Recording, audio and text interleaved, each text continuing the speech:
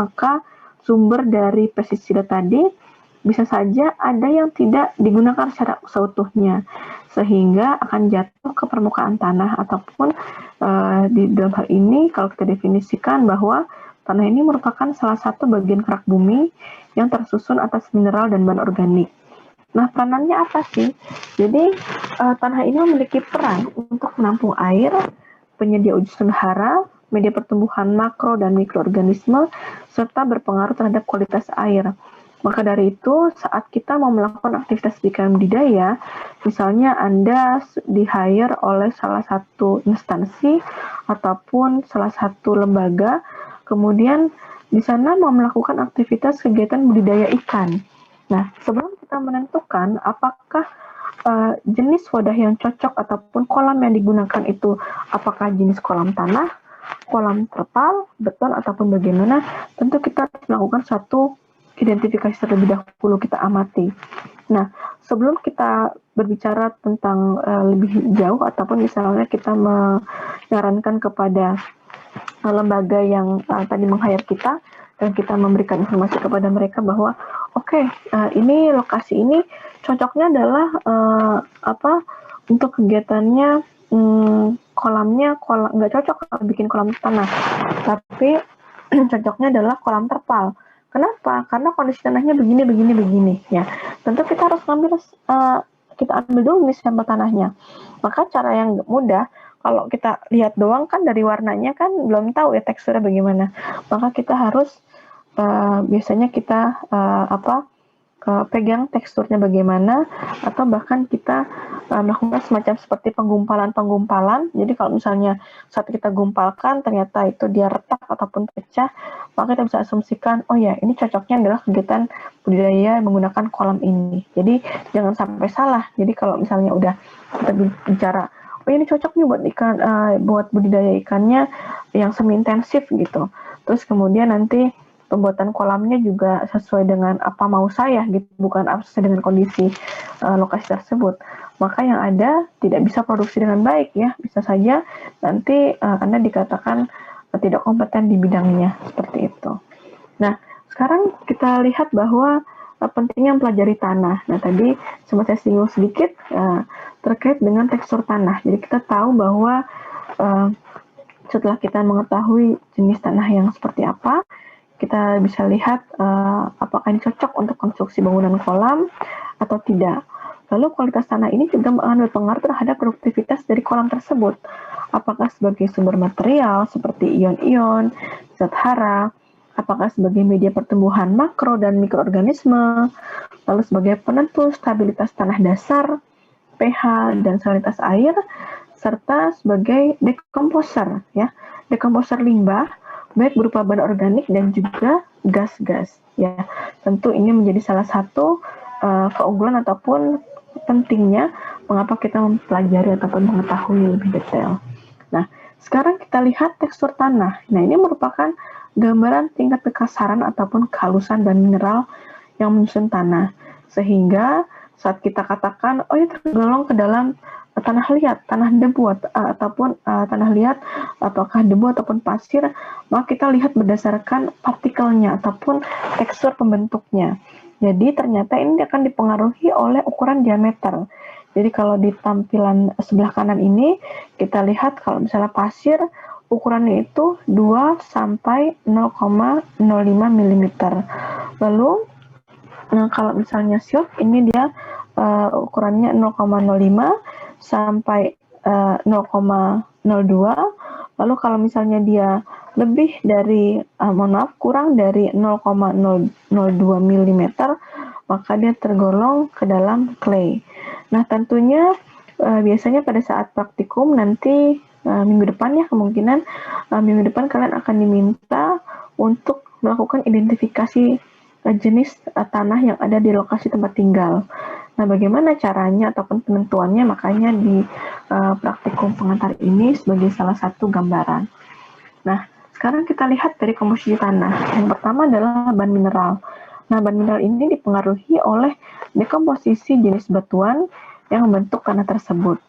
Lalu ada bahan organik berasal dari serasa tumbuhan, sisa-sisa hewan maupun jaringan mikroba, serta air yang berasal dari atmosfer dan reaksi di dalam tanah seperti sifat kimia, fisika dan biologi, serta udara atau gas yang berasal dari atmosfer, reaksi dari akar tanaman, mikroba dan reaksi kimia dalam tanah. Sementara saya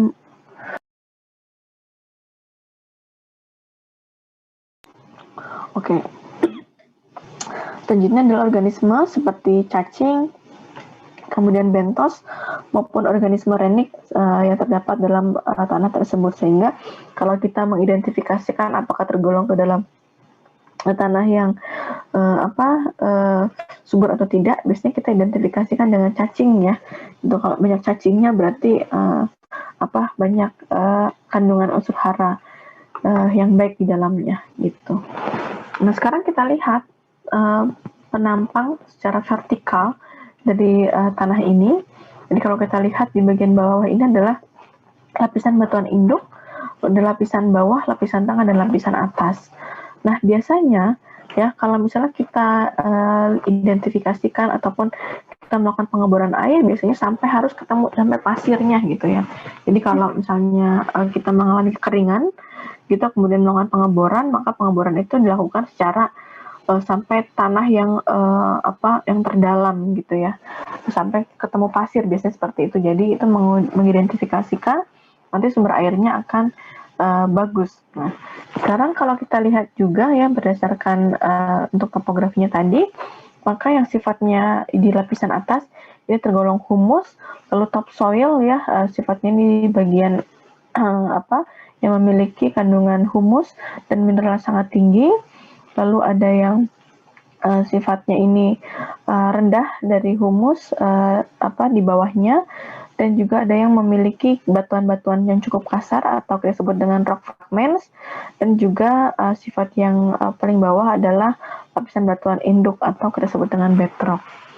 Nah, sekarang adalah gambar tampak di layar kalian ya, atau di screen kalian adalah perbedaan antara kolam terpal dengan kolam tanah. Lalu kita bisa lihat adanya kelebihan dan kekurangan. Mungkin ada yang bisa membantu saya, bisa menyebutkan apa sih kelebihannya kolam terpal, lalu apa kelebihannya kolam tanah, serta kekurangan dari kolam terpal dan kekurangan dari kolam tanah. Silahkan. Ada yang mau menyebutkan?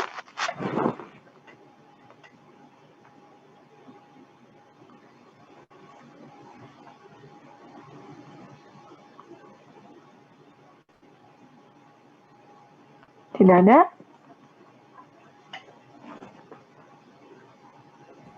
Ibu, saya mau mencoba menjawab. Coba dia, silakan. Untuk kelebihan kolam terpal itu harganya relatif murah dan bahan mudah didapat. Kemudian sangat cocok pada daerah pesisir pantai yang ingin membudidayakan ikan air tawar. Kemudian untuk kekurangan kolam terpal itu ada suhu kolam lebih panas dan sering tidak stabil, apalagi ketika cuaca ekstrim. Khususnya budidaya ikan nila, gurame, dan patin perlu ditambahkan aerator atau pompa air. Dan untuk kelebihan kolam tanah, biaya yang dikeluarkan lebih mencetak kolam relatif murah.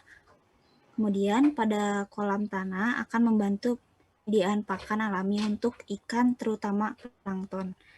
Adapun kekurangan kolam tanah itu, yang pertama, kondisi kolam tanah rentan terhadap terjadinya kebocoran kolam akibat hewan perusak seperti kepiting dan akibat tekanan air dari dalam dan luar kolam. Seperti itu. Oke, terima kasih. Siapa tadi? Dia ya? Benar kan? Iya, Bu. Iya, oke. Dia Nur. Terima kasih dia.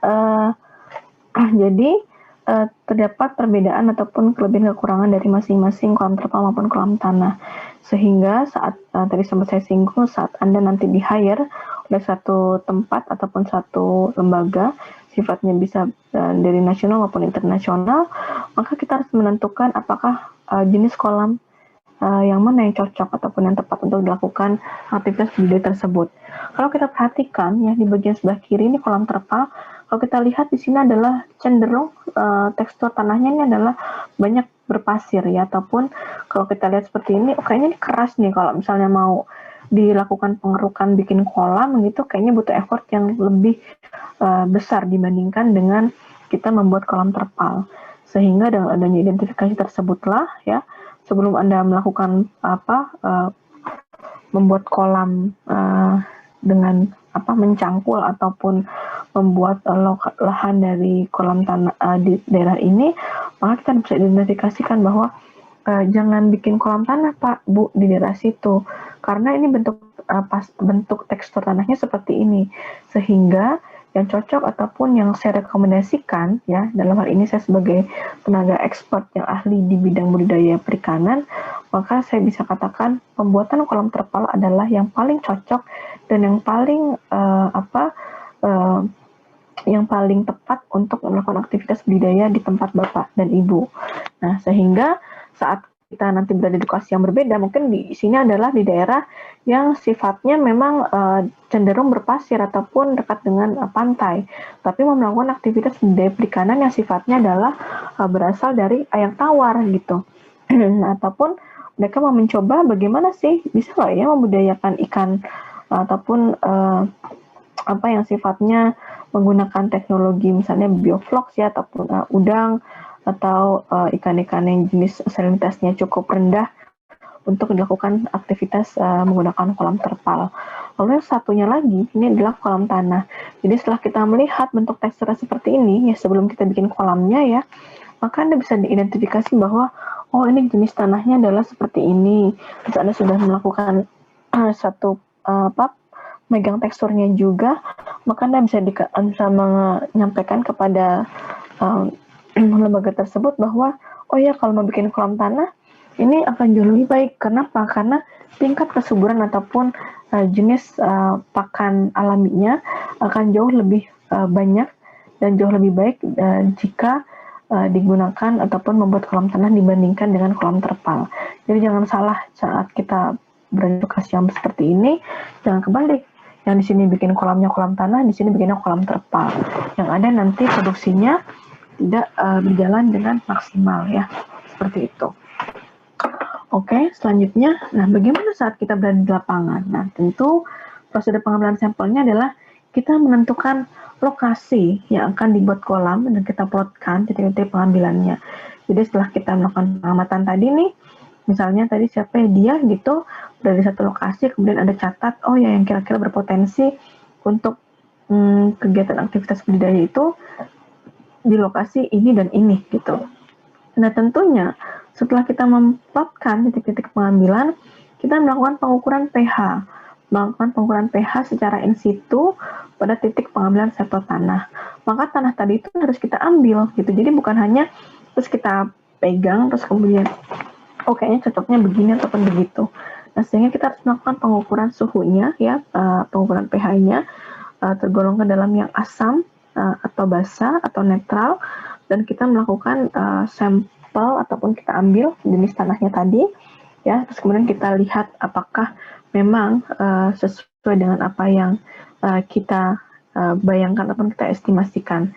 Jadi tentunya saat kita lihat kondisi perairannya ataupun kondisi tanahnya gitu, maka kita bisa melakukan pengecekan secara lebih detail di skala laboratorium. Nah tentu saat kita mengambil sampel tanahnya, kita harus juga menentukan kedalaman tanah pada pengambilan sampel yang dibutuhkan. Ya, apakah kita ngambil sampelnya itu ukuran 1 meter, apakah 2 meter, 3 meter, dan seterusnya. Sehingga biasanya pada saat pengambilan sampel tanah, kita biasanya menggunakan bor tanah dan juga ring sampel untuk permukaan. Jadi ring sampel bentuknya bulat ya, nanti akan ada gambarnya seperti namanya ring ya, berarti bulatan-bulatan sebagai salah satu batasan ataupun semacam transek gitu ya kalau di perairan untuk menentukan oh itu batasannya di situ sampel tanah yang kita ambil. Lalu kemudian kita harus memasukkan sampel tanah ke dalam plastik klip dan kita berikan keterangan dengan menggunakan kertas label. Nah, kedalaman tanah ya sifatnya kalau kita berbicara kisaran 100 cm, maka kita bisa kategorikan ada 4 ya, kisaran 0 sampai 25, 25 sampai 50, 50 sampai 100 dan lebih dari 100 cm. Tergantung dari bagaimana kita mengambil sampel tanah tersebut. Karena tentunya dengan semakin dalam tanah yang kita ambil, tentu kita membutuhkan effort yang lebih, dan alat yang digunakan pun juga akan berbeda dengan pengambilan sampel tanah di kedalaman 0 sampai 25 cm. Sehingga dengan kedalaman berbeda tersebut, alat yang digunakan berbeda, maka alat tersebut mungkin saja kita harus beli atau sewa. Ya, ini berpengaruh terhadap jumlah ataupun ketersediaan dana yang dilakukan di lokasi sampling tersebut, ya. Nah, ini adalah gambarnya, ya. Pada saat di lapangan biasanya kalian akan dibekali oleh bor tanah, biasanya ini seperti ini, ya. Ini digunakan sebagai alat membuat biopori juga.